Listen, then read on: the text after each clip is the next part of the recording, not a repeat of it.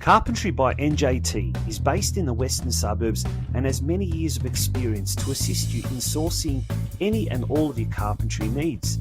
Carpentry by NJT are great supporters of local soccer clubs in Melbourne's western suburbs, including ambitious State League One outfit Sydenham Park Soccer Club. Home Builders Corp, meanwhile, is a Melbourne-based construction company by the same owners with more than 15 years' experience. Home Builders Corp specialises in new homes and unit developments. With attention to detail, they work to the highest standard to satisfy their customers with a very quick turnaround. For further details about how either Carpentry by NJT or Home Builders Corp can help you, contact owner-manager Nick on 0410 576 018 or via email at nick@homebuilderscorp.com.au.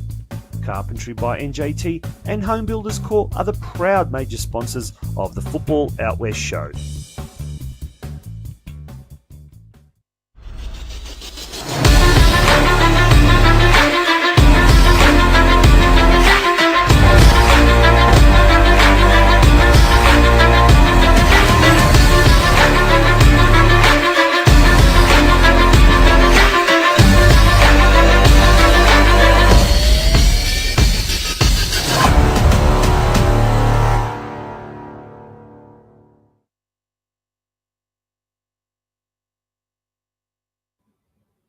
Good evening, folks, and a very warm welcome to you wherever you may be. We have got a bumper episode of the Football Out West show tonight with an all-star cast, an all-star panel providing all the commentary, all the analysis, and all the predictions on the NPL, NPL2, NPL3, and NPLW competitions.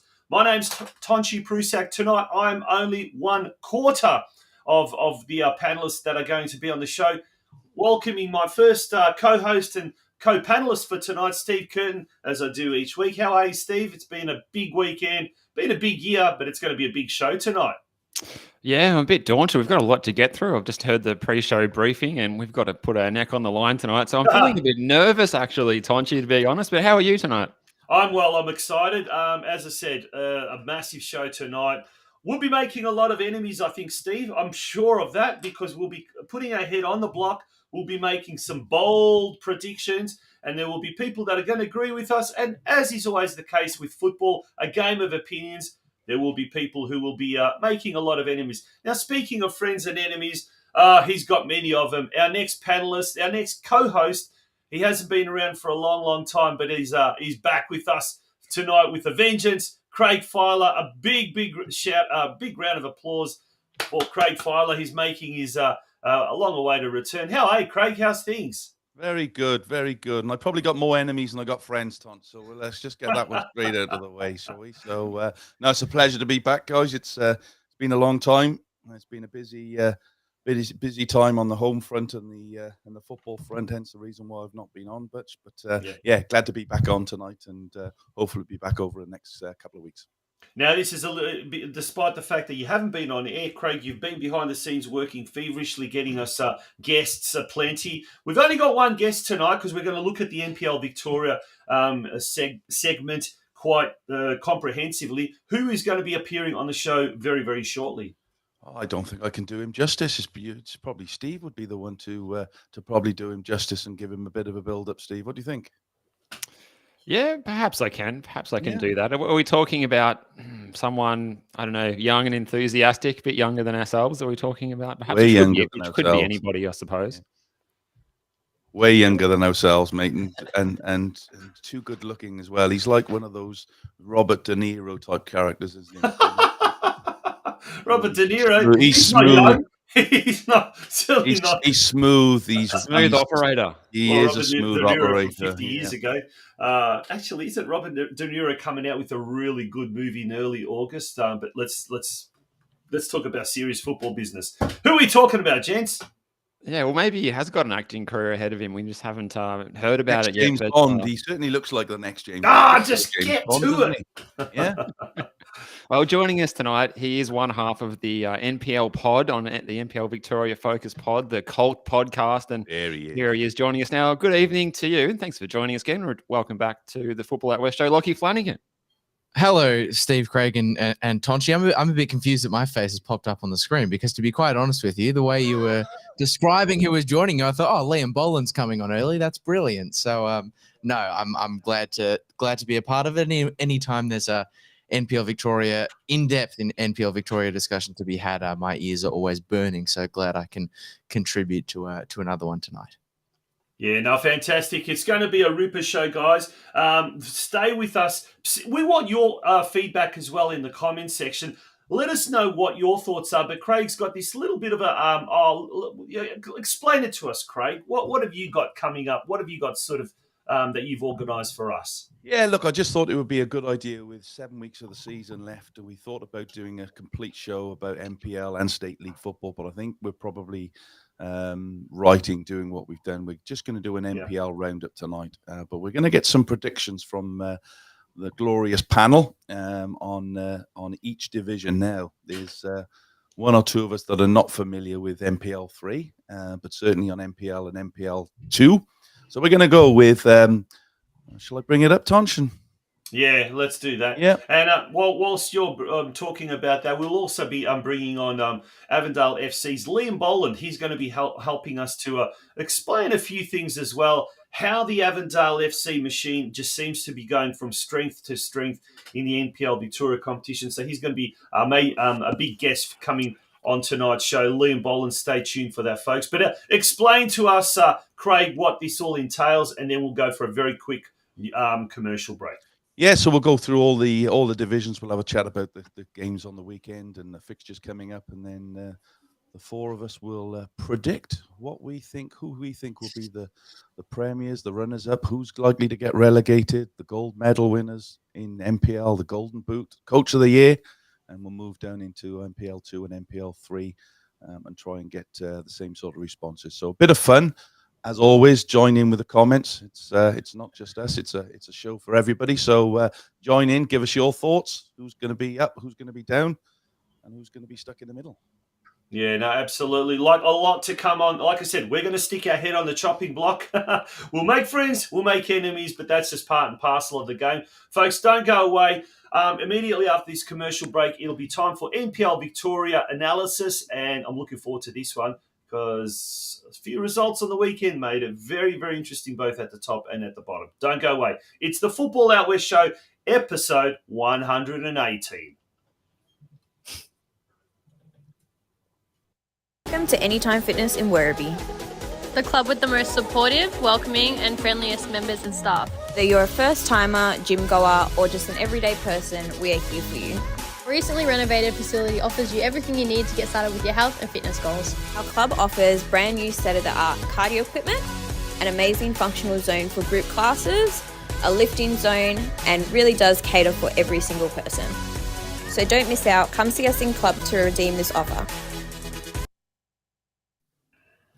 Welcome back to the Football Out West show. We're going to start the NPL Victoria now analysis, the top division.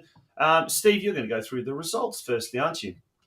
Yeah, we'll start with what happened last night, and LACHIE might be able to go into this in a little bit more detail, but it was the Oakley Cannons getting over the line courtesy of Alex Salmon on 46 minutes against a Hume City side that is in a world of chaos at the moment. We might come back to that as well with their fourth coach of the season and their seventh coach within 12 months. Shane Rex Heppy coming in from replacing Cam Watson, who'd only been there for a short time. The game of the round, though, was at Paisley Park, and it was an upset win for Altona Magic, a double for Tommy Semi and Josh Markowski, Josh, not Jonas, getting on the score sheet for the Magic, and Neff Messino and Bramwell for the Knights. A rare 0-0. We are treated to a lot of high-scoring games, but Port Melbourne and Dandenong Thunder didn't trouble the scorers. It was 1-1 in an important game for Bentley Greens. They got a point against Heidelberg United. Mario Barcia opening the scoring.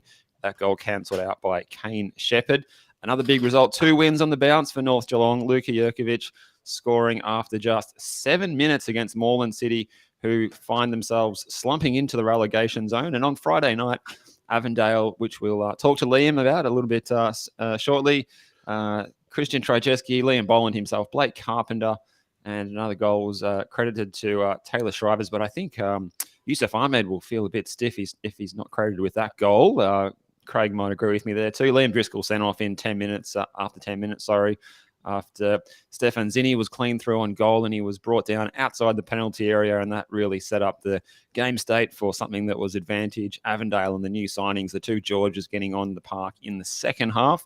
And all the way back, 5 days ago on Tuesday night, it was South Melbourne 4 on that bitterly cold evening at Lakeside. St Albans 0, Max Mikula with a penalty. Liram Almazi getting himself on the score sheet. Also, Painter Andrews and Lang La. And that rounds out what's been an action-packed round of NPL 1 that's spanned quite a long span, almost a whole week. Mate, no one gives a comprehensive roundup of the weekend's rounds the way you do, Steve Curtin. That was absolutely brilliant. Lockie, you've got a hard act to follow. Let's go through the ladder. Yeah, well, the upshot of the weekend's results is that Avondale remain at the top of it. Of course, they've got a 3-point gap now on South Melbourne in second place, who of course have a game in hand in the form of the Greek derby. Oakley were able to just keep within touching distance as they got the goal that they needed to against Hume to stay in third, while Melbourne Knights, that loss to Altona, a little bit costly. They're 11 points back of Oakley Cannons, now in fourth position. Fortunately for them, though, Port Melbourne couldn't get all 3 points against Dandenong Thunder, so they only gained ground on them by just the singular point, while Green Gully round out the top 6. And then, as you can see, Altona, Thunder, and Heidelberg sort of in a potential race to pip Gully into that final spot in the 6. And then you look at the rest of the table, and Hume, St Albans Saints, North Geelong jumping out of the relegation places with a very, very important win against Moreland City, while Bentley Green still remain in the bottom 2, but at the foot of the table, it is the aforementioned Moreland City. But it does seem as though the table is broken into a couple of really distinct groups, where there's that top 3 who are clearly out in the front. There's a bit of a 4 down to 7 kind of cluster, and then it's chaos in the bottom half. Yeah, let's head to next week's rounds, Craig, the fixtures. Yeah, Friday night's the big game, isn't it? At Melbourne Knights, 4th versus top. Melbourne Knights taking on the current leaders, Avondale. Same night up at Churchill Reserve, St Albans against Bentley Greens. Whilst Green Gully entertain North Geelong. They'll be void by their second win on the bounce, and Gully in a bit of strife with the goalkeeper getting sent off on Friday night, which leaves them a little bit short. On Saturday, Port Melbourne, Heidelberg, Hume City, Moreland Zebras. That's Moreland City. Sorry, that's a big game down at the bottom. Dandenong Thunder and Magic, and then on Sunday it's the big one, South Melbourne versus Oakley Cannons at McIver Reserve in Yarraville. Yes, they're going to play their games at Yarraville there for a while, I think, while their ground is being made unavailable. Or what was the reason, Steve? We heard about that recently. It's a World Cup training venue. Yeah. All right, gents. Craig, take it away. Sorry, I've just frozen there because my Steve's just come up. Is my sound not good, is it? It sounds good now. That's good. Okay. Yep. All right. Don't move. Just stay where you are. We're in, are we? Have All a look right. at the spreadsheet. Let's have a look. Rain Man here with his prediction spreadsheet. He's Goodness me. the Rain Man. You can always count on him, can you, every week? So, looking at the tables, if we can just pop the tables back up there, Tonci, and we can just have a chat about that, talk about what we think. You just got the tables there? Yep. All right. We'll go to the man in the know, the NPL guru, Lockie. Obviously, Avondale sat there up on top of the ladder at the moment, closely followed by South Melbourne and Oakley Cannons. It looks like it's going to be between those 3 for the minor premiers. Can you see any shocks from elsewhere, or who do you think will take out that crown? So you're asking me to lock in my prediction this early, Craig. I'm used to thinking about it for a few days. South Melbourne are close, and if they win that game in hand, they'll obviously be level on points. But I think I think Avondale will hold on to claim the Premier's plate. I think they have been the most impressive side this season. But yeah, that game in hand is going to be absolutely crucial for South against Heidelberg. Yeah, it was really interesting that Avondale have 4 home games and 3 away games. Home games. And South Melbourne, obviously, with the Yarraville. The next 2 are at home at McIver in Yarraville, but then they've got 5 away: Bentley, Port Melbourne, Antona, and the big game will be the second last game, which is Avondale away, and then North Geelong to finish off. So they've got a tough run in. Avondale got Dandy Thunder home, Heidelberg. Not sure where that's going to be played yet. St Albans, Oakley Cannons, South Melbourne, and Bentley Green. So. You're going to lock in Avondale, are you? Yes, I will. The question should be, is there anyone thinking that Avondale won't make it? Probably the only thing you can say is that they're also a club who's going to be a victim of having to play these games away, and could that catch up with them at some point and potentially they drop points. But I think they've got a handy lead on their rivals, at least Oakley in third. They've got a nice gap there, and Knights in fourth, a huge gap there. So it's probably only South Melbourne that can displace them for me if South were to have a good run. But Avondale probably, with their latest signings, are looking like their squad is very deep. They're looking pretty healthy, and I can't see any reason why they won't take out that minor premier role. I'm the same. I think Avondale will be the minor premiers now. Craig, what about yourself? Look, I can't argue with you three gents. I think Avondale are the strongest side, given the fact that South Melbourne have got those run of away games. I think they might slip up in 1 or 2 of those. But having watched Avondale on Friday night with Steve, the signings that they've made, bringing in the 2 Georges, George and George Mells, has really strengthened them. And even when they took their substitutes off on Friday night and put their substitutes on, it was something that any other club in the league would want. So yeah, I can't see Avondale being beaten now. I think that it's going to be theirs. Craig, your voice is cutting in and out. I'm noticing. I'm not sure if the rest of you gents are noticing it, but yeah, the volume seems to be going up and down, up and down. But anyway, speaking of Avondale and speaking of predictions here, unanimous predictions that they'll make it as minor premiers, we've got our guest for tonight on the show, and it's a big warm welcome to Liam Boland from the Avondale Football Club. Liam, thank you first of all for joining us here on the show. Mate, this is massive. We haven't had this many panelists and guests on the one show, so we are really privileged to have you on the show. Mate, it's just going from strength to strength, or so it seems.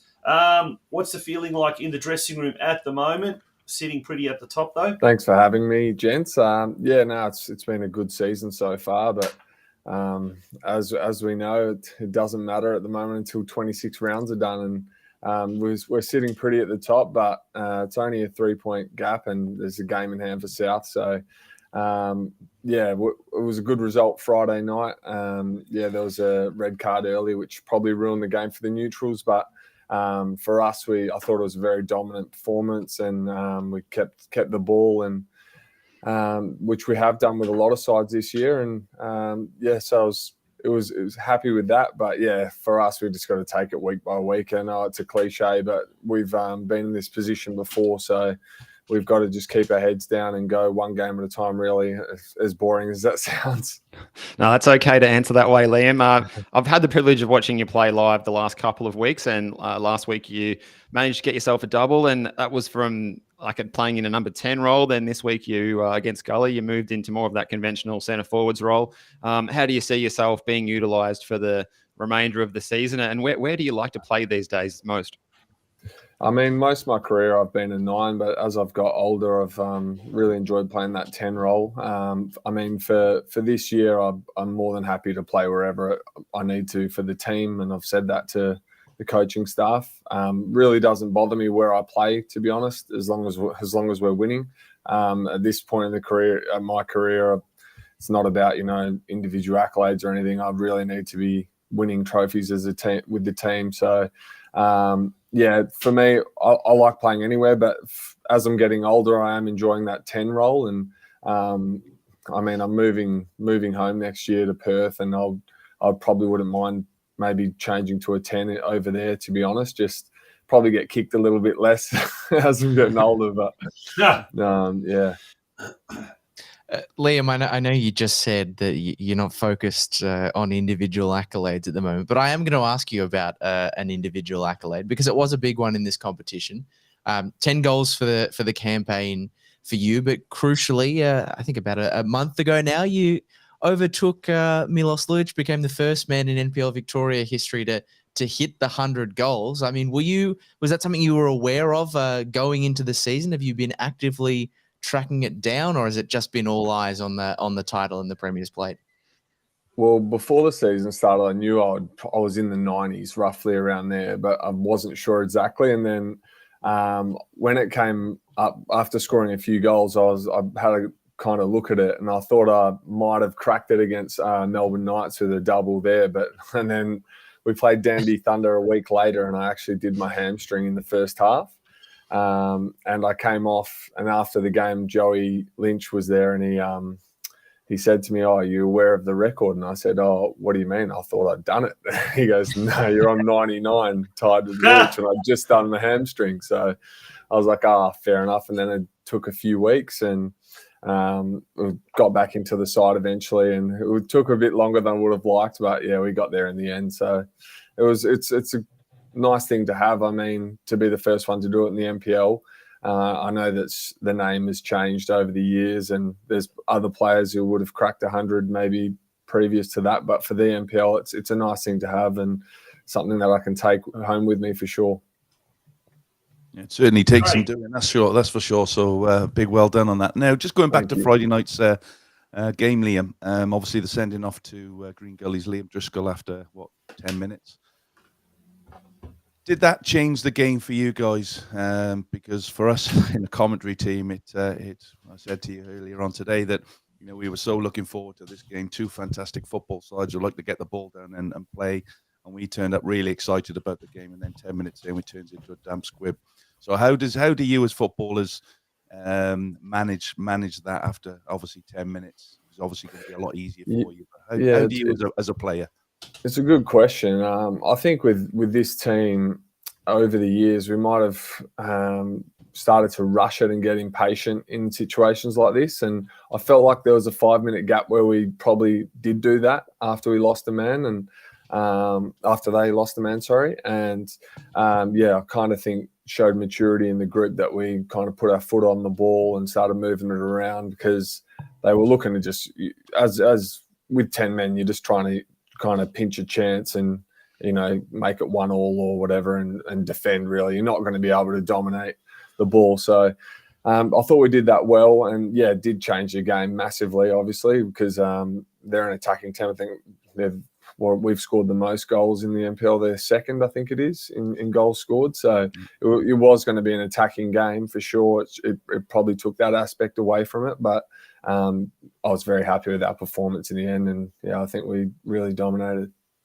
And Liam, where do you see the key differences from where you're at last year? Obviously, there will be a lot of differences, but what is the distinguishing thing that's seeing you guys doing so well? 52 points this year already, and as you say, 65 goals scored, and last season just stuck on the 40 points and outside the top 6. Everything behind the scenes must be going along really smoothly. Yeah, we've added some great players as well this year, and I think the big difference would be the defence. Defending as a whole team would be a big difference. I think we've maybe got 6 clean sheets out of our last 7 games, which isn't spoken about really. It's more spoken about the goals, but our defence has tightened up a lot. We've got Tommy Manos in goals, but Aiden Bryce as well has just been unbelievable. My pick for probably the best centre back in the league. I used to absolutely hate the bloke, to be honest, playing up against him at night, and he knows that. We used to have a bit of a rivalry, but now he's like a brother to me. So I'm loving playing with him. He's been unbelievable. Unfortunately, our skipper's been down for most of the year, Matty Reid. So I mean, that's a scary prospect as well when he comes back to have those two in the side. But our defence, I think, is a big difference. But like I was saying earlier, just maybe a bit more maturity with those in-game decisions, when you've got to put your foot on the ball, when to go and things like that. So I think that's probably a big difference. Yeah, we heard Zoki Markowski in the commentary on on Friday, saying that keep the ball to work the ball and maybe don't go forward at every opportunity just to keep them and drag them around the pitch. So we'll wrap it up very shortly. But I just want to touch base with you. It's your last season playing football in NPL Victoria before you, as you said, fly off to home in Perth with a young family. Yep. You're the leading goal scorer in the NPL competitions as we speak. And you're lying third in this year's competition, just 3 behind Jonas Markowski. Is it going to be all singing, all dancing towards the end of the season and going to the gala medal, picking up the premiers, maybe the golden boot as well? Is that in your thoughts? We won't rule it out. I mean, three goals can change very quickly. When I won it in 2019, I was someone up right behind me. I can't remember who, and it was, I had a few goal lead, and then it changed right towards the end, and I was panicking that I might not have won it at the end. But for me now, like I said, my main focus is winning as a team. I've only with this group, I feel like we've only won that one cup, Doherty Cup. Although the group's changed a little bit. We really need to be winning something this year.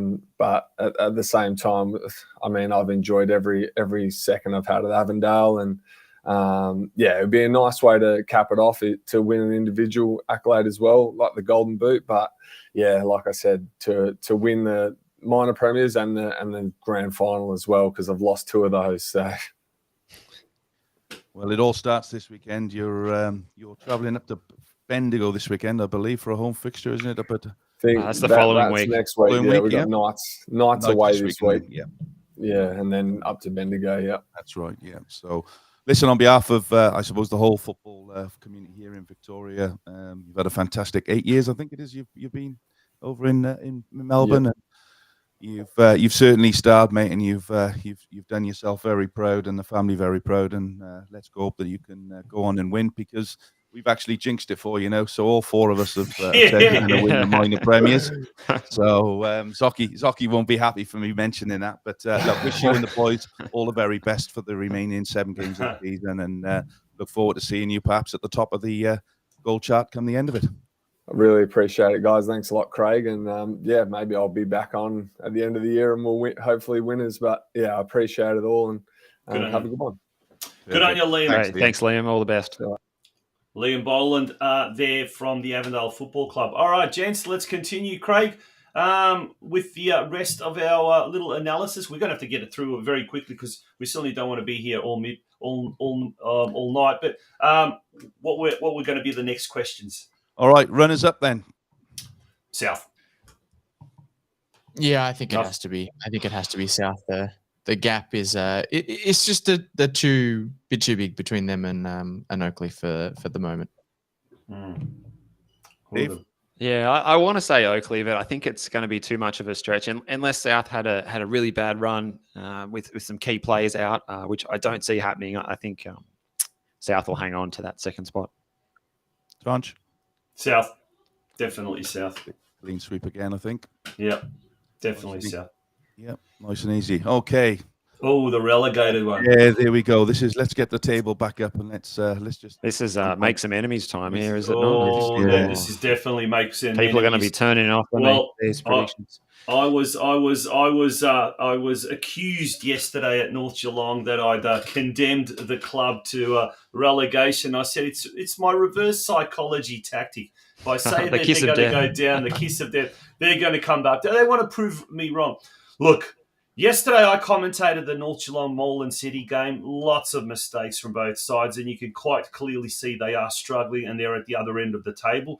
If you watch the game like Avondale and Green Gully the night before, is a completely different contest altogether. I'm going to go out on the limb and I'm going to say Moreland City's definitely going to be one of those 2 teams. At the start of the season, I predicted North Geelong were going to finish in 3rd last position. Bentley Greens, the key here is how they recruit, who they recruit, and if they recruit anyone. St Albans Saints are in all sorts of bother, so that could be the dark horse. But I'm going to go out on a limb and say I'm going to say Moreland City and Bentley Greens as is. I don't want to have any more enemies. Steve. Look, the rumours keep coming in that the Bentley Greens are going to bring in some players. I'm yet to hear who they're going to be bringing in, and that they're going to sign these players. And Rick Marchioli is going to get them out of the scrap of relegation. Plenty of time left to do so if they can get a couple of results going their way. I think, Moreland are just having no luck at all. They've had a shocking run with losing players, transfers, injuries. Losing the coach. Dave's doing a great job there. There's situations obviously with behind the scenes at the club too that are a bit difficult to bring in anyone as well from what we're hearing. I think Moreland will be one of the teams at the moment that we expect to go down. And I'm not sure about North Geelong as well. I know Caleb Miklich hasn't had the outstanding season that he had last year, but hearing that he's going to be one of the players transferring away from the club as well. It means they lose a bit of depth. Young Luka Jurkovic stepped in and scored yesterday, but I think the two promoted sides from last season might be the favourites to go down that I'll go for, saying that St Albans losing a couple of key players in Ott and Ruthven as well. That's going to give them a real issue with depth. And Hume City could be another one as well, because the amount of players that they've lost, key players as well, McGlade and Yagub Mustafa, two players that they can't really afford to lose. More coaching changes. It's going to be really interesting at the bottom end of the table. Yes. I think, like we've said with our predictions at the top, it seems pretty clear cut. But anyone in those bottom 5 places, I think. But I think if I have to put down 2, I will just say Moreland and North at the moment. Lucky. I'm gonna say what I say with the caveat. You've got a little bit of a thing for Bentley Greens. You still think Bentley Greens are going to get into this lock? I do. I think the caveat that has to be made is there is still a mid-season window in the offing right now. They've still got plenty of chances, all of these sides in the promotion, the relegation fight, to sign players that can help them avoid it. And if I just look at who's come in the door now so far, I think Bentley have just got a little bit more pulling power and financial sway than some of the teams that are nearby them. And I think ultimately that will be the difference. I mean, they signed a player in Munib Adis, who is someone I've seen play at the African Nations Cup and is a top player. From all reports, he played very well. Danny Dixon has come in as well from Heidelberg. And I'm also told that Golgol Mabratu, who we've only seen him play for a minute at Avondale when he did his hamstring on debut, but obviously has a fair bit of pedigree. So if they can get him on the park, combine it with those signings, I think with the more windows still to come, that probably just gives them the edge and gives them the safety. So I'm going to say that, the 2 promoted sides will be the 2 to go down. Sorry. Tonci. I said sorry. Interesting. Am I being very diplomatic, or do I know something? I don't know. But Craig, over to you. Yeah, look, following really on, just put that ladder back up for me, Tonch. Just following back on from what Lockie said there. I think, Moreland City and North Geelong, I think Bentley Greens will have enough to get out of this. St Albans, as you said, Steve, have lost a few players, so they're clearly in a dogfight as well. We've got some massive games they've got, but they do have I suppose the saving grace for St Albans is they have 6 home games out of their last 7: Bentley, Port Melbourne, Magic, Avondale, North Geelong, Moreland, and Green Gully. And Green Gully, Moreland is the away game. So that's a big plus for St Albans, given what normally is the state of the pitch there up at Churchill Reserve at this time of the year. Hume City, well, we know what's going on. Well, nobody knows what's going on there. There's players being out the door every day of the week, change of coaches. I think three coaches in the last couple of weeks. I heard rumours, and it is only rumours, that there's another coach coming in this week, if he's not already there. I think he was in and involved the club recently as a player, and I think he's going back to help out.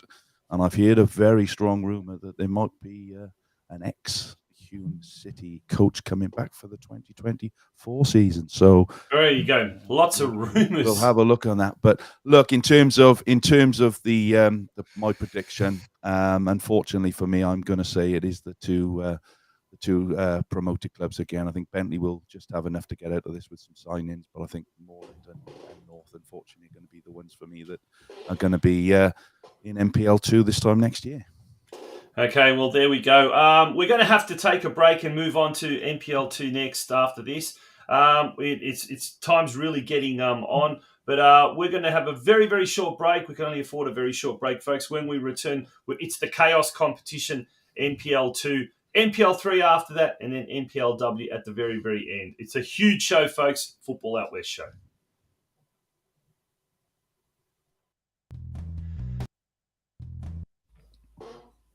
Whoopsie, let's take two. Oh, that was a short break, Tonci. Carpentry by NJT is based in the western suburbs and has many years of experience to assist you in sourcing any and all of your carpentry needs. Carpentry by NJT are great supporters of local soccer clubs in Melbourne's western suburbs, including ambitious State League One outfit Sydenham Park Soccer Club. Home Builders Corp, meanwhile, is a Melbourne-based construction company by the same owners with more than 15 years' experience. Home Builders Corp specialises in new homes and unit developments. With attention to detail, they work to the highest standard to satisfy their customers with a very quick turnaround. For further details about how either Carpentry by NJT or Home Builders Corp can help you, contact owner-manager Nick on 0410 576 018 or via email at nick@homebuilderscorp.com.au. Carpentry by NJT and Home Builders Corp are the proud major sponsors of the Football Out West show.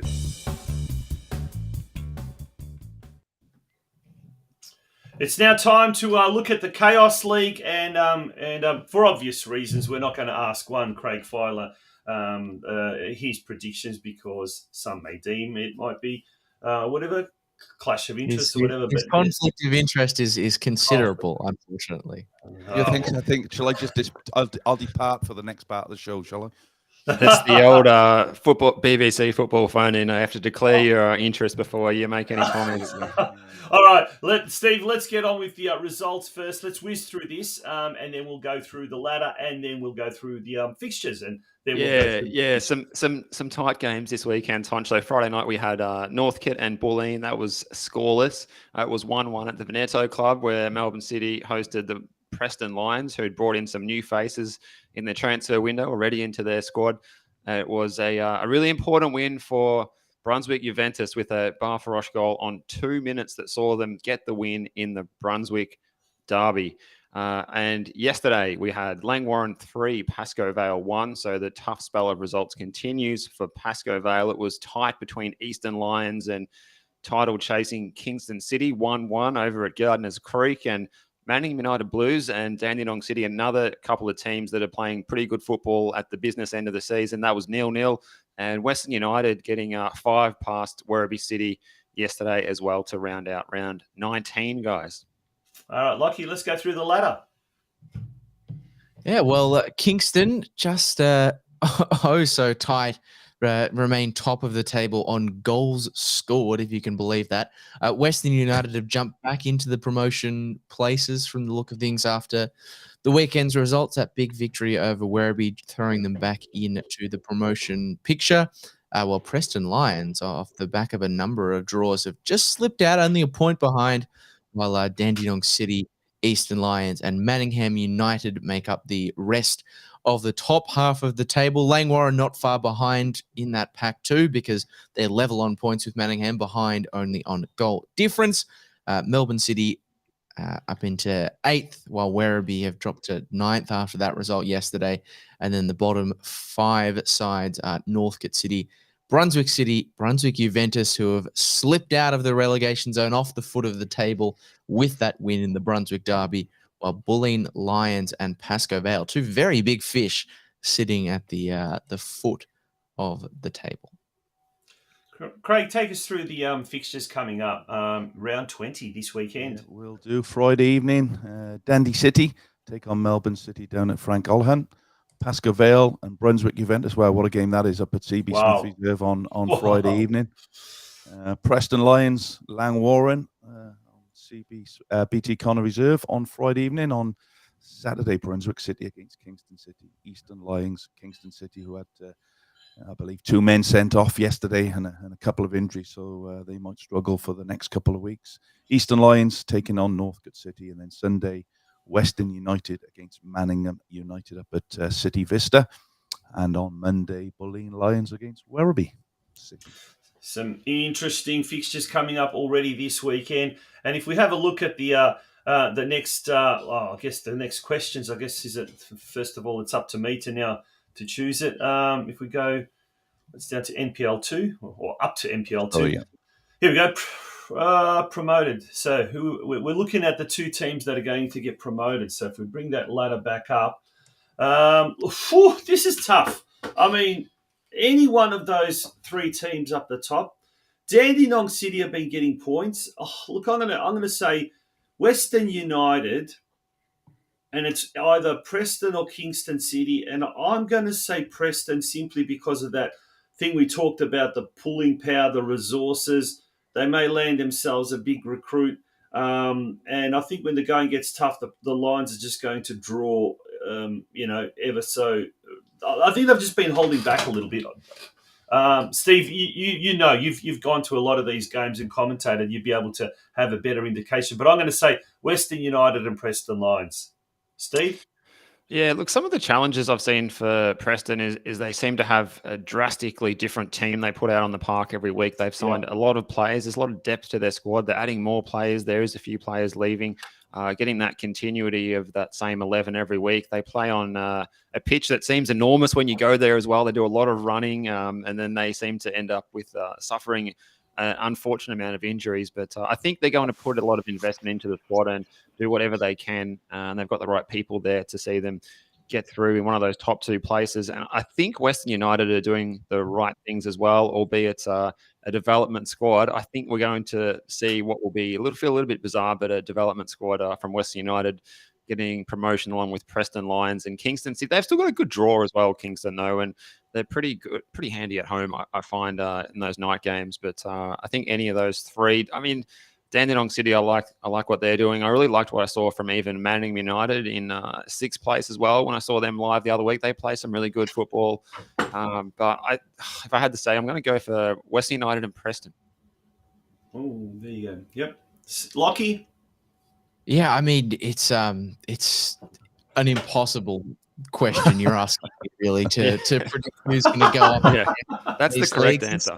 It's absolutely. I mean, the table is so tight that, I mean, realistically, anyone from 5 upwards can still go up. It's so true. It's just nuts. I wouldn't be ruling out anyone who's in the top 14 half. points between first and last, Lock.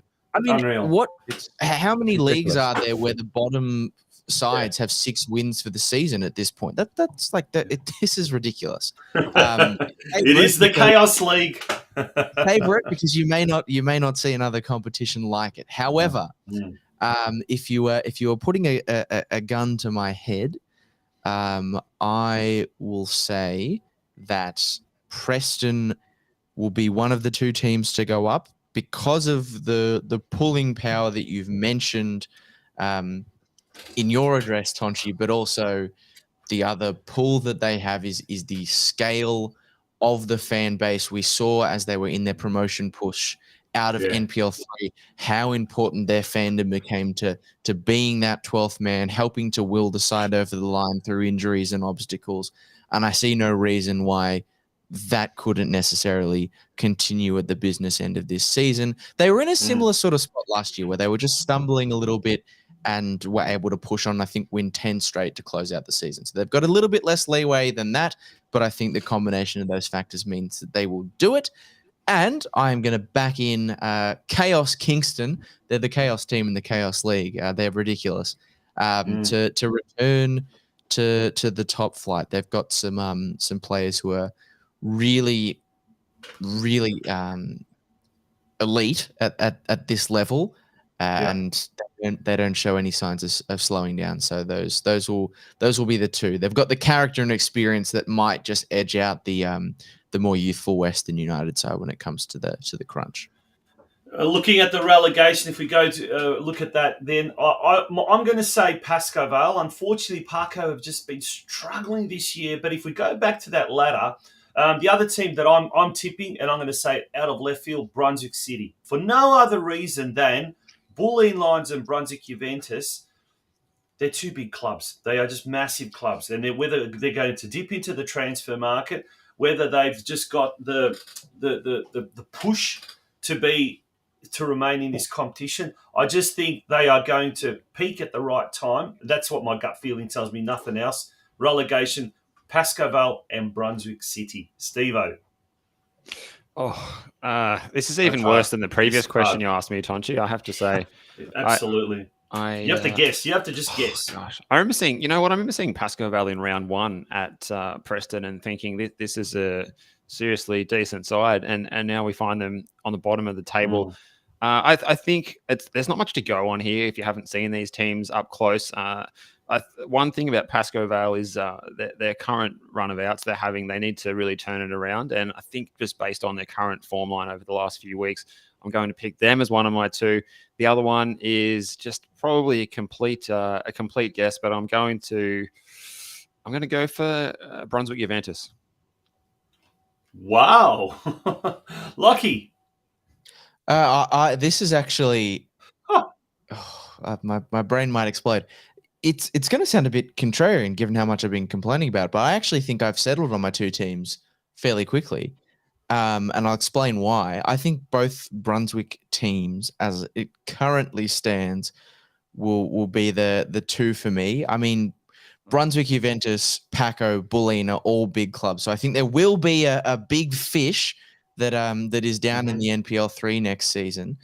But I think Brunswick Juventus will be it. And the reason why I think Paco will survive because they play just at a count up of what teams they're playing on the run home. They play every single other team in the bottom 4 with them at the moment, Paco, whereas the other two, Bulleen and Brunswick, don't have that luxury. Neither do Brunswick City, and they only play one team in the top 4, as opposed to Bulleen. They play the top 4, 3 of the top 4 sides in their final 3 games. I think Brunswick also have 3 games against the top 4 sides coming up. However, I know it sounds like I'm saying Bulleen and Brunswick Juventus will be the 2 teams to go down, but Bulleen are going to splash the cash. They have got the quality there. They will add a layer on top of that, which will, I think, allow them to survive. And I think Brunswick City are just going to be the unfortunate victim of that strengthening. Juventus will probably add a few names as well, but their squad, as Tony has pointed out in the comments, is quite on the older side in this competition, and I just don't think they'll have the legs to survive, and particularly with some of the games they've got coming up. There you go. Some interesting stuff. All right. Shall we pick? And I will say, guys, from a coaching perspective, sitting in the dugout week in, week out, you just have no idea what's going to happen. It really is a tough league, and I think you said it earlier on, Lockie. I don't think you'll ever see a league quite as close as this for a long time. You know, it's just bonkers. It's ridiculous. Well, and in the same way I said the top 5 sides could all get promoted, realistically, anyone in the bottom half of the table is still a chance of it's big, but it's a chance of going down. Yeah. No, it's tough week in, week out. You have to, and as coaches have said when they've come on the show, you know, if you don't turn up and you're not on it, you will get found out very, very quickly. And that proved with us yesterday, guys. We didn't turn up. We got beaten by a fantastic, young, energetic, well-coached football side. And if you want me to put my top and thin of who's gonna get promoted, definitely put Western United in there. I actually think they'll probably win the league, based on what I saw yesterday. If they can keep their players fit and keep them on the park, they're a very, very good footballing side. But it's a tough league. It's a tough league. Well, folks, get yourself out to CB Smith Reserve this Friday night. Pascoe Vale taking on Brunswick Juventus. If there is a 6-pointer at stake, if there is one game that is going to be an absolute classic this next weekend coming up, it's that game. Brunswick Juventus could pull away from the relegation zone. Pascoe Vale could make things really, really interesting yet again. And as I said, anything can happen. It is the Chaos League. Folks, we're going to take a very short break. When we return. Just before we do, Joey G's not happy with Lockie. In the comments, he's not happy, mate. He's having a pop at you, mate. Yeah, well, Joey, we did say... I say those are great counterpoints to my argument.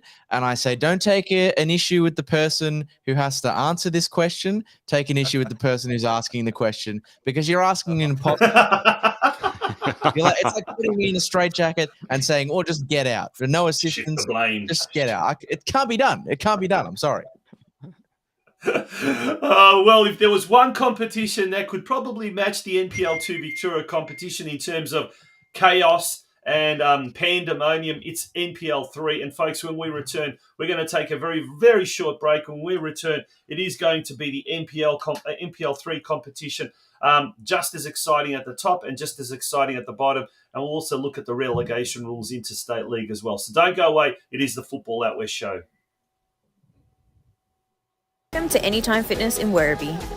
The club with the most supportive, welcoming and friendliest members and staff. Whether you're a first-timer, gym goer or just an everyday person, we are here for you.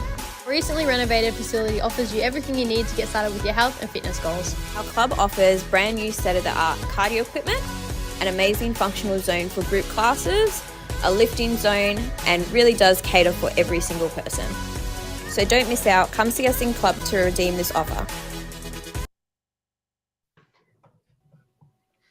All right. Welcome back. And Steve, over to you. All right. NPL3 time. You've been waiting for this one. If you're a fan of NPL3, you've always got to listen to us banging on about the Chaos League and NPL2. But NPL3, a lot of people love this competition as well. Now, yesterday, a big result. Ballarat City getting a 3-2 win up at Shepparton against the Goulburn Valley Suns. So the Basement Boys get themselves a win there.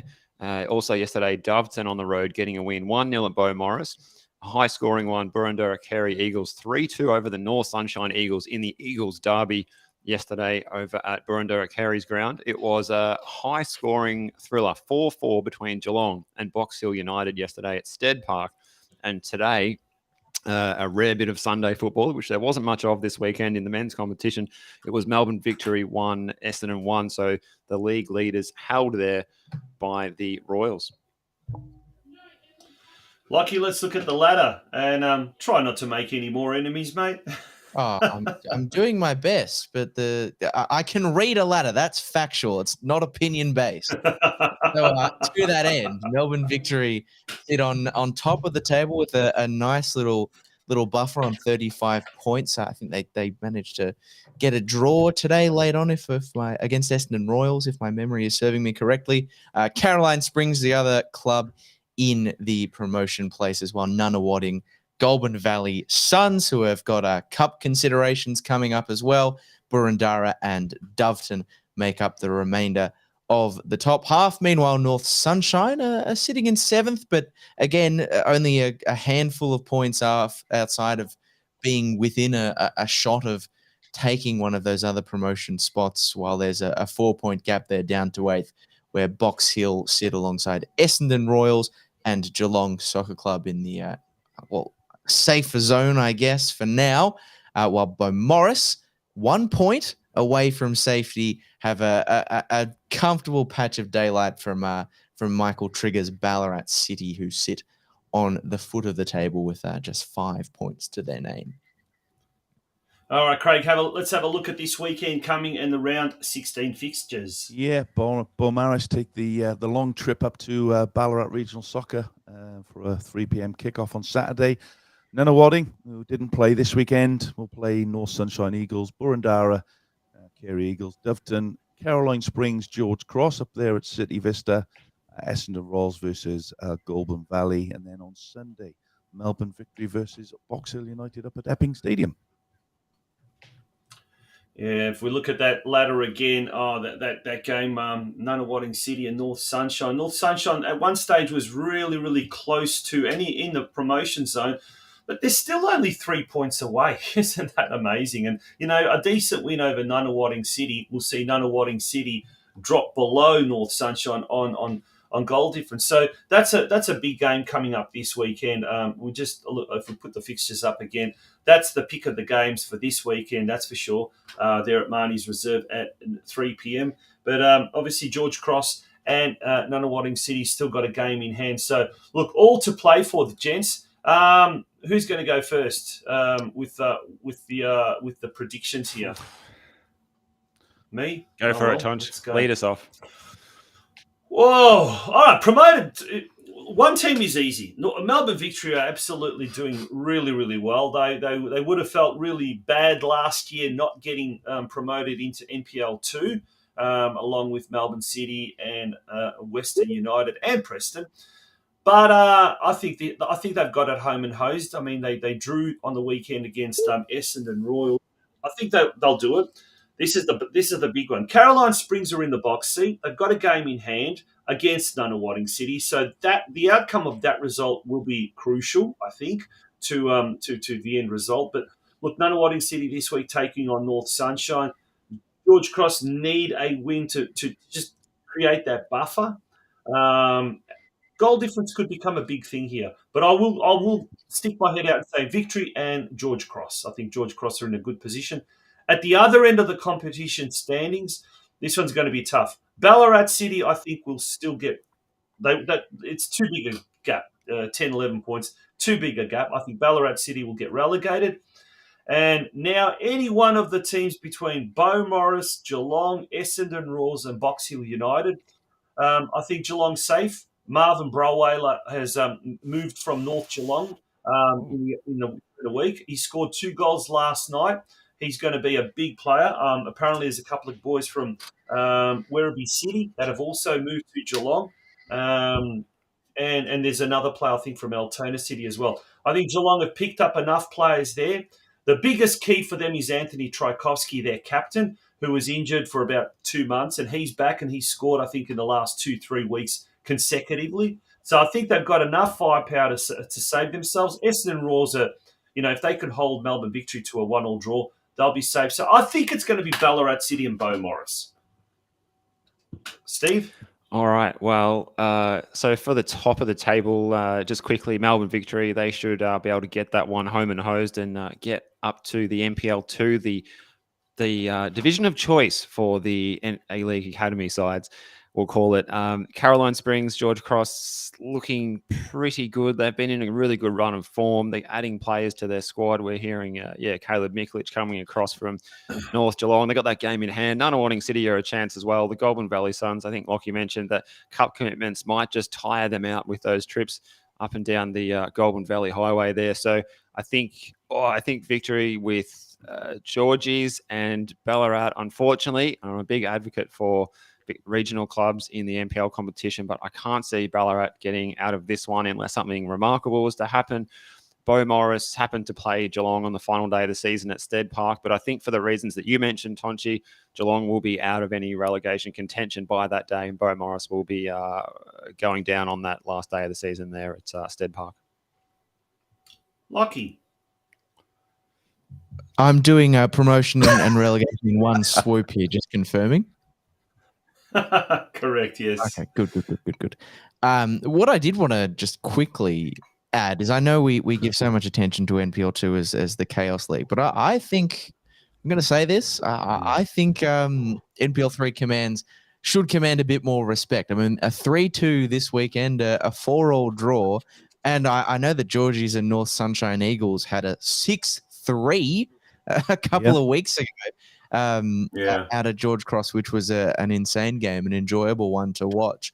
And I have been of the Georgies games that I've seen. Caroline Springs, of course, really impressed with what they've done, particularly in an offensive sense. So I will back them in as one of my 2 sides to go up. Although what a big game we were deprived of this weekend. Nunawading v Caroline Springs, whenever that game gets played, that could potentially be for the final promotion place. Victory have got a healthy buffer, and they've got the motivation of having missed out in such heartbreaking circumstances to Kingston in the promotion relegation playoff last year. You commentated that one, didn't you?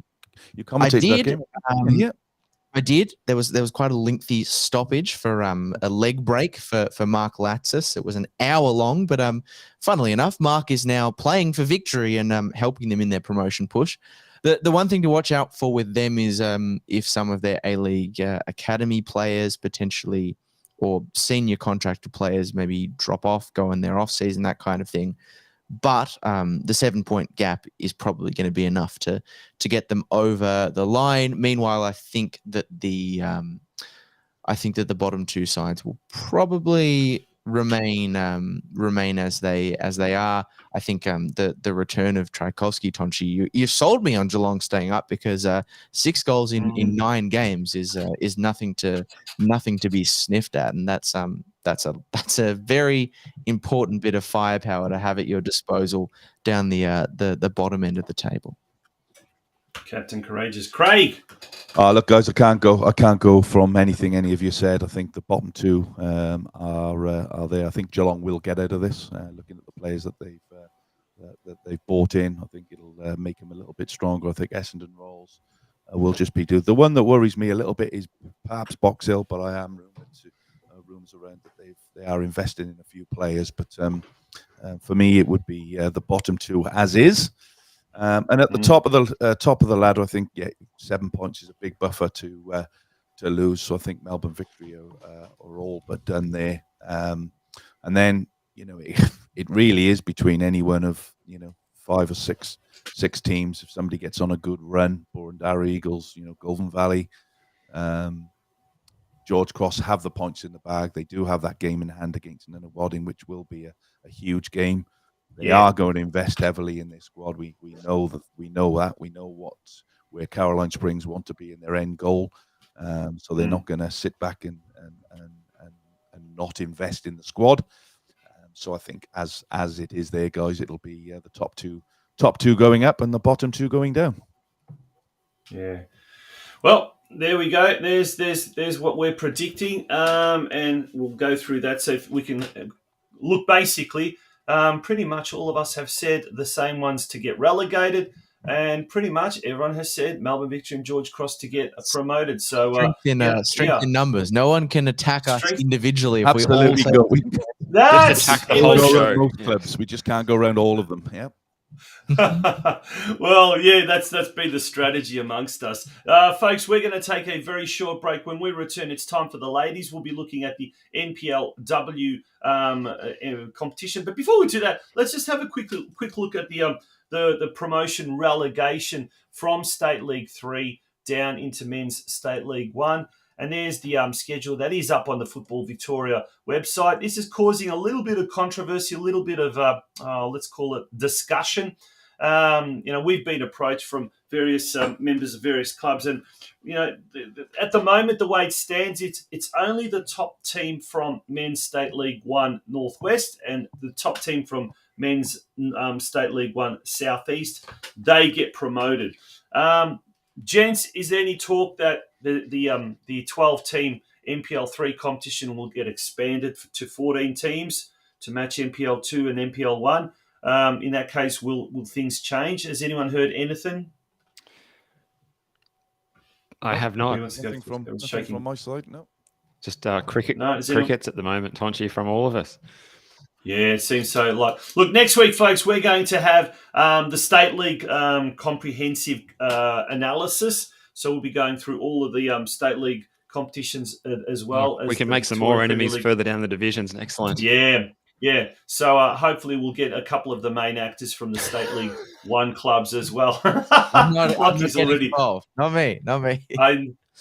What did Sergeant Schultz in Hogan's Hero say? I know nothing. Yep. Okay, folks, we're going to take a very, very short break. And when we come back, it's the NPLW competition that we'll be taking a look at. Don't go away, folks.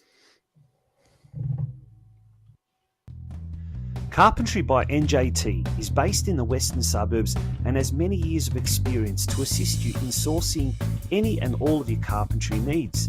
Carpentry by NJT are great supporters of local soccer clubs in Melbourne's western suburbs, including ambitious State League 1 outfit Sydenham Park Soccer Club. Home Builders Corp, meanwhile, is a Melbourne-based construction company by the same owners with more than 15 years' experience. Home Builders Corp specialises in new homes and unit developments. With attention to detail, they work to the highest standard to satisfy their customers with a very quick turnaround.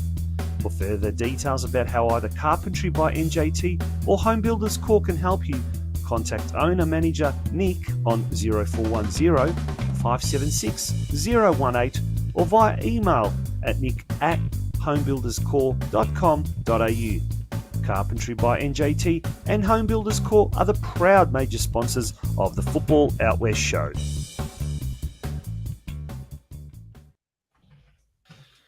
Well, last but certainly not least, it's time now to look at the NPLW competition. Gents, I'm really happy and excited about the NPLW competition in the sense that it has expanded this year, and we've seen immediately a lot more games, a lot more quality. The guests that we've had on the show from the NPLW competition are just raving on about it. Next year, hopefully, it'll be a 12-team competition. So I think from what I gather, only one team to get relegated. But let's delve into that a little bit later. But Steve, first of all, let's look at the results of the latest round of matches played. Yeah, so Preston got themselves back on the winners list against the Cellar Dwellers Southern United 2-0 on Friday night at BT Connor Reserve. A couple of matches on Saturday, a high-scoring one at Dorothy Laver West Reserve, Alamein 3, Burundara Carey Eagles 3. So good value for money for everyone attending that one. Bayside United went down at home it was actually played at Kingston Heath. Sorry, that is the home ground. Sorry, I'm getting a bit tired. This shows must be going on too long. Bayside United 1, FBM 3. Calder, they had the bye and taking place today. Google Sports says this game was suspended. That's incorrect because Sports TG has even got a result for us, which is Box Hill United 2, Heidelberg United 0. And we've got one game to come, and this is a really important game at the top end of the table, really. Two teams who are going along pretty nicely, FC Bulleen Lions and South Melbourne, a couple of teams who strengthened in the window. Can we call it a transfer window, or at least the time when the players have been recruiting players from the A-League Women's? Both of those sides looking pretty handy at the moment. Lucky, the latter. Yeah, well, perhaps the beneficiary of us addressing this latter while there is still one game to be played. Burundara Carey Eagles, who remain at the top of the table on goal difference, level on points, though, with second placed FC Bulleen Lions, who, of course, do have that very big game in hand to come against South Melbourne tomorrow night at the Veneto Club, who are hot on their heels, just 3 points behind, with 2 extra games still to be played, while Bayside United having by far the best season I can remember them having in the NPLW competition, rounding out the top 4. They've got to watch over their shoulder, though, because 4 points back are Calder United, Heidelberg United, and Box Hill in 5th, 6th, and 7th, respectively, while Alamein are not far behind on 18, Preston sitting in 8th place, FV emerging in 10th, and a decent way clear of Southern United, who sit at the bottom of the table with just 2 points to their name. I do like the way that the 7th place side is actually 9th and the 9th is 7th. It's, yes, it's been a long day. I did have that confused you. I thought I was. Thank God I was reading. That's good. Yeah, I take full responsibility for that. It's been a long day. I do the graphics, and I did notice in the NPL Victoria, did anyone else pick that up? Bentley Greens and Moreland City were flipped over, so I just had enough time to correct myself there. But that is the right positioning. But yeah, Box Hill United is 7th, Alamein 8th, and Preston Lions 9th. But the points are correct. Let's look at the fixtures coming up next weekend, kicking off with a big game or 2 big games on Friday night, Craig. Yep, Preston Lions, who struggled a little bit this year in their first season up in the NPLW, taking on Burundara Carey Eagles down up at BT Connor. FA merging against Box Hill, and on Saturday, Alamein Heidelberg, Bayside against South Melbourne. That'll be a good game as well. Southern United take on Calder United, and then Bulleen get a bye this weekend. So a lot of good NPLW fixtures over the weekend. Yeah, if we now we'll quickly put up the ladder, and look at that! Lo and behold, the problem has been corrected. Unbelievable. Sleight of hand, very nice. That's very impressive. Yeah, blinking, it's all right. All right, gents, let's go through it. Oh gosh, it's very difficult up the top. It's very difficult, and it's made even harder because everyone has played a different number of games. There are games in hand. There are games that's still to come. It's going to be an interesting for the minor premier. It's going to be very interesting. Look, I'm tipping South Melbourne. But the big game, tomorrow night, that's going to be a big one. That is going to be and that a lot of it will basically, in a way, season defining. Is it too loose or to use that word season defining now? But tomorrow night, Bulleen taking on South Melbourne, I think it's going to tell a lot about who's going to end up, come season's end on top. I'm going to stick my head out and say South Melbourne. Southern United for relegation. No. Just to ask us a question, guys, is there a Premier's plate for this one, Lockie, and then a grand final the same? Yep. It's top four plate. Same. It's just the number of teams that qualify for finals that is different. So it's a top four, as I understand. Yes. Yeah, that's how I understood it. And 2 teams will get promoted from next season's VPLW. Only 1 team getting relegated at season's end, and that, from what I understand, has been confirmed. So, who's next? Steve? All right, so predictions. We're looking at predictions. So we're looking top 2 and bottom 2. Is that where we're at again? The minor premier, the top team.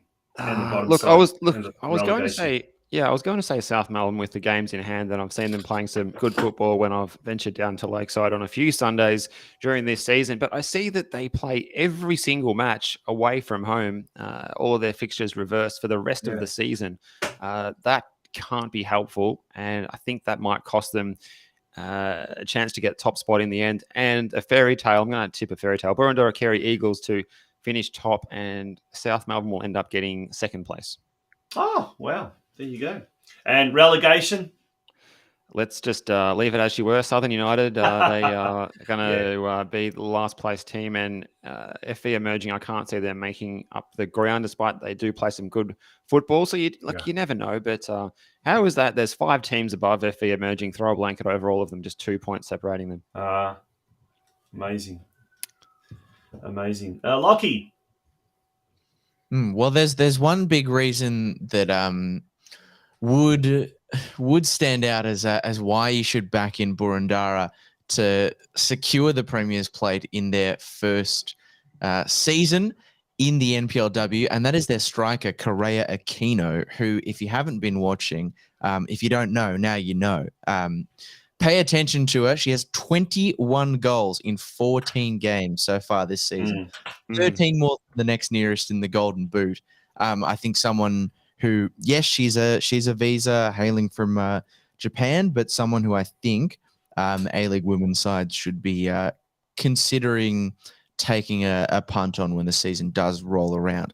Despite that, I am not going to predict Burundara to finish top. I think FC Bulleen Lions will be the side to take out the Premier's plate. A lot of these sides in the top half of the table have strengthened, adding A-League women's quality players back into their sides. I think FC Bulleen Lions have done it the best of all of them.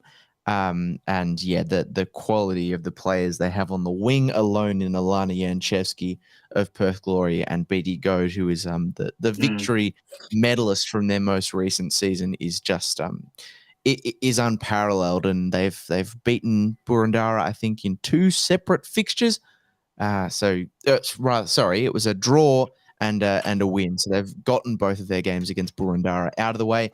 If they win this one against South Melbourne tomorrow night, I think I'm willing to pencil them in as the Premiers.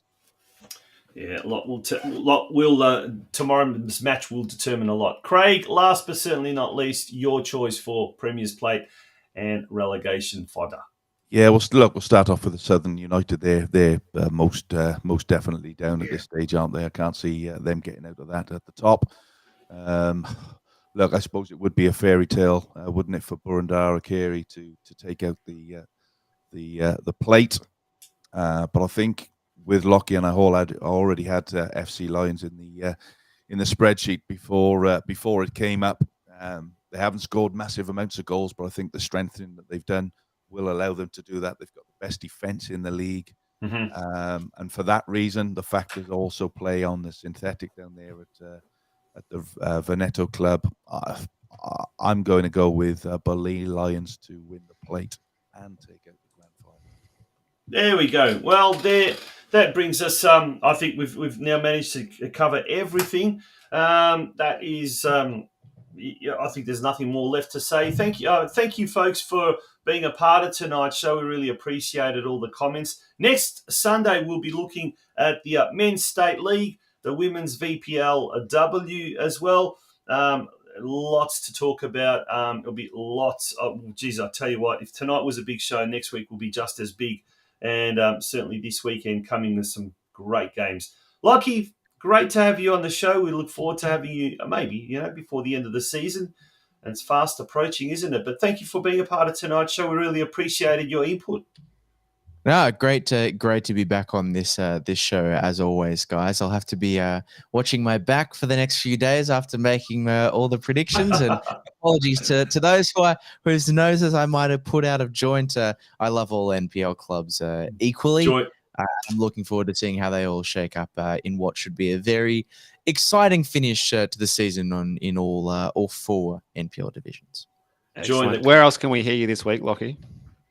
Well, I'll be somewhere in the NPL sphere on the weekend, but in midweek, if you're not satiated with this amount of NPL discussion, myself and fellow Football Victoria commentator Nick Debano also host our own podcast called the NPL Victoria Pod, a very uncreative title, but hopefully a nice and entertaining show for you to listen to on your preferred podcast platform. So just NPL Victoria Pod on Twitter, and on Spotify, Apple, whatever you like elsewhere. It's a great show you guys do there. If you're not on it, subscribe to it, get on it. It's absolutely. It does make me laugh for an hour and 20 minutes most days when I'm driving around. So great job, Lockie. That's a relief to know. I'm glad someone is. That's my way of keeping in touch with what the younger generation get up to in their spare time. These different games and things that they play that we wouldn't know about. Well, I would like to know though, who is the mystery person that keeps coming past your door? Is that I can't say yet. There is an NPL Victoria player who lives very close to my house, and I've seen him at least 20 times. In fact, I think that day that we recorded the most recent podcast episode, he walked past my house. That was the traffic warden. I'll have to hold on to it. It might have to be a Patreon exclusive or something. I'll lock it behind a paywall. have to pay for the privilege, and they probably won't. Yeah, it sounds like a good idea. Gents, thank you for being a part of tonight's show. Really appreciate it. All the very best to everyone fighting either a battle for promotion or relegation or championship contention. We really are at the business end of the local season. On that note, we'll have your company on next Sunday at 8 p.m. for part 2 of our big comprehensive coverage of what is happening in the local game. Until then, good night and have a great week. Bye-bye.